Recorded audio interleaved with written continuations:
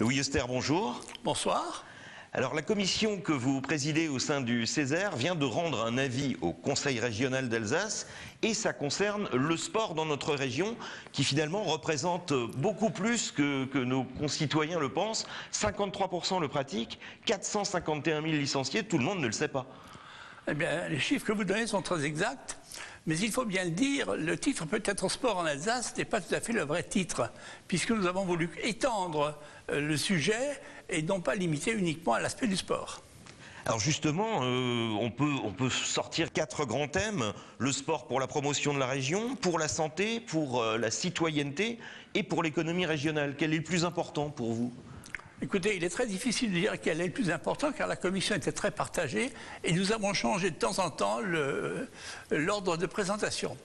Au départ, la santé était le premier sujet et puis après il est passé en troisième position.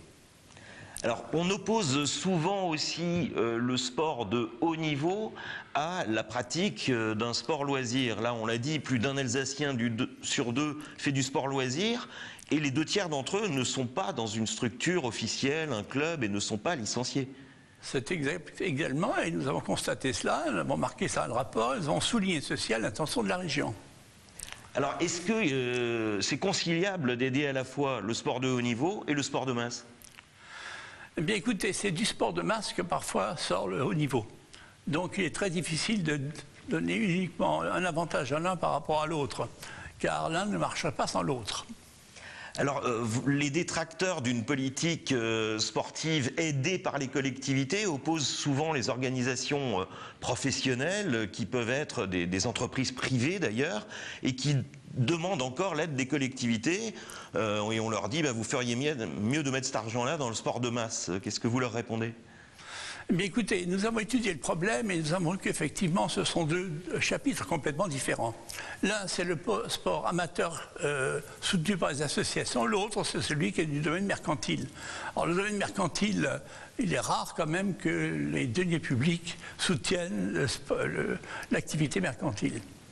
Enfin, si on vous parle du rallye, forcément du rallye de France, des internationaux de tennis, de quelques autres grandes manifestations qui contribuent au rayonnement de l'Alsace, mais est-ce que c'est de la communication ou du sport ? C'est du spectacle. Et donc, pourquoi céder au titre du sport ?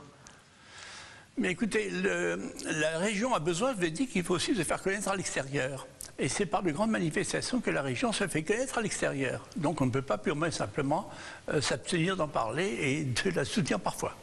Alors on sait aussi qu'il y a des régions qui ne soutiennent absolument pas le sport, puisque c'est un choix volontaire. Il n'y a aucune obligation à soutenir le sport. Or, si on regarde dans notre région, on additionne les 3 collectivités et la ville simplement de Strasbourg, c'est plus de 40 millions d'aides chaque année pour le sport dans son ensemble.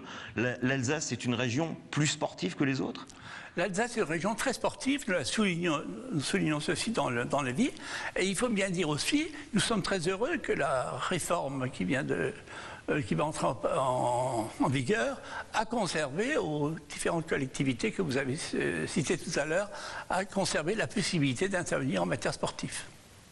Alors 40 millions, c'est une très grosse somme et on ne parle pas des infrastructures d'équipement. Si mes chiffres sont exacts, là aussi c'est 57 millions de plus tous les ans pour améliorer les équipements sportifs. Est-ce que, encore une fois, l'Alsace est en pointe en termes d'équipement ou en retard ? Non, l'Alsace est plutôt en pointe d'équipement et nous avons souligné ceci à l'intention du Conseil régional parce qu'il faut quand même également constater, lorsqu'une région fait bien les choses, que l'on le dise à haute voix. Dernier point, le sport en tant que vecteur d'intégration sociale et de prise de conscience de la citoyenneté, ça fonctionne encore de nos jours, bien que dans certains sports, ils ne donnent pas toujours le meilleur exemple. Oui, mais il faut quand même faire très attention. Les incidents que l'on parle, dont on parle très souvent dans les journaux et à la télévision, sont des incidents quand même relativement peu importants par rapport au nombre de manifestations. On m'a dit dans le cadre des débats que ce serait à peu près 1 ou 2%. Alors vous voyez que c'est très peu de choses quand même. Par contre, l'intégration, le fait que des jeunes jouent ensemble, se rencontrent ensemble, sortent ensemble, notamment à l'occasion des manifestations sportives et lorsqu'ils font du sport, est absolument un élément d'intégration. Louis Esther, merci. C'est moi qui vous remercie.